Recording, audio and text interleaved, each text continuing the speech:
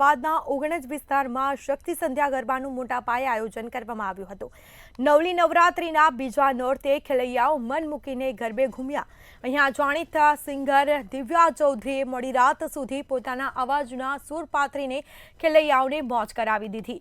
દિવ્યા ચૌધરી 15 વર્ષથી ગુજરાતી ગીતો ગાઈને લોકોનું મનોરંજન કરે છે। તેમનું ભગવાન પણ ભૂલો પડ્યો ગીત તેમણે દરજીડા જેવા ગીતો લોકો માટે એક ખૂબ જ પસંદ છે અને લોકોને પણ એટલા જ પસંદ હોય છે। જેમાં નવરાત્રિના બીજા દિવસે તેમણે રાતના 1:30 કલાક સુધી ખેલૈયાઓની ફરમાઈશ મુજબના ગીતો ગાઈને ખેલૈયાઓને ઉત્સવ વધાર્યો હતો। દિવ્યા ચૌધરી સાથે મંતવ્ય ન્યૂઝે ખાસ વાતચીત પણ કરી હતી।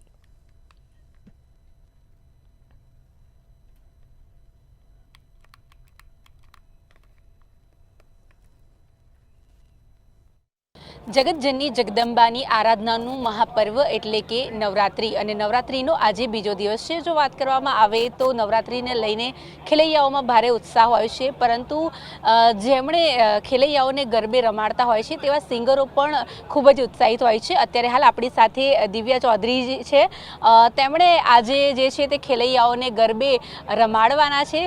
એમની જોડે આપણે વાત કરીશું। દિવ્યા, પહેલાં તો નવરાત્રિ શરૂ થઈ ગઈ છે, આજે બીજો દિવસ છે, કેટલા એક્સાઇટેડ છો સેકન્ડ ડે આજે? નવરાત્રિ એટલે માતાજીની આરાધના કરવાનો પર્વ અને આજે બીજું નોરતું છે અને બીજું નોરતુંમાં ઓલમોસ્ટ અમારો એક રાઉન્ડ પતી ગયો છે। ખરેખર બહુ જ મજા આવી રહી છે। અમદાવાદમાં હું પહેલી વખત નવરાત્રિમાં પરફોર્મન્સ કરી રહી છું। બહુ જ મજા આવી, બધાનો બહુ સાથ અને સહકાર મળ્યો। અમારી જે નવરાત્રિ છે શક્તિ સંધ્યા નવરાત્રિ, એમાં આયોજન પણ એટલું સારું છે। બધાને ફૂડ કોર્ટ અને પાર્કિંગની વ્યવસ્થા બહુ સરસ છે, એટલે લોકોને રમવા સાથે સાથે બધી જ વ્યવસ્થાઓ મળી રહી છે, એટલે બહુ મજા આવી રહી છે। એમાંય અમદાવાદની નવરાત્રિ એટલે એના તોલે કંઈ ના આવે અને અમદાવાદીઓનો એટલો ઉત્સાહ મને મળી રહ્યો છે, એટલો સાથ અને સહકાર મળી રહ્યો છે, એ બદલ અમદાવાદીઓનો ખૂબ ખૂબ આભાર। દિવ્યા, એક ગીત છે ભગવાન પણ ભૂલો પડ્યો, જેણે તમને ખૂબ જ લોકચાહના આપી, જેનાથી તમે પ્રખ્યાત થયા, તો અમારા વ્યુઅર્સ માટે એ ગીત થઈ જાય। એ તો રાધાનો કાન, એ તો મીરાનો શ્યામ, ભલે રુધિયાના રજવાડે કાનાનો રાજ, પણ પ્રેમ તો અધૂરો રહ્યો, ભગવાન પણ ભૂલો પડ્યો, પ્રેમમાં ભગવાન ભૂલો પડ્યો। દિવ્યા, આમ તો ઘણા બધા સોંગ તમે ગાયા છે, પરંતુ અત્યારે હાલ કયા નવા પ્રોજેક્ટ ઉપર કામ કરી રહ્યા છો? નવરાત્રિમાં મારું માતાજીની આરતી, જે જય આદ્યા શક્તિ માતાજીની આરતી છે મા અંબાની, તો એ બસ 1-2 દિવસમાં રિલીઝ થવા જઈ રહી છે।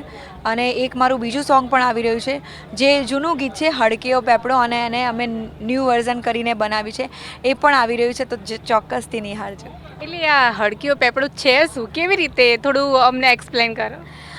હડકે આ પેપડો મિલી ચા લાગી રેંજવા, જોને જોને આલી ચા લાગી રેંજવા, એ હડકે આ પેપડો મિલી ચા લાગી રેંજવા, જોને જોને આલી ચા લાગી રેંજવા, હડકે આ પેપડો મિલી ચા લાગી રેંજવા।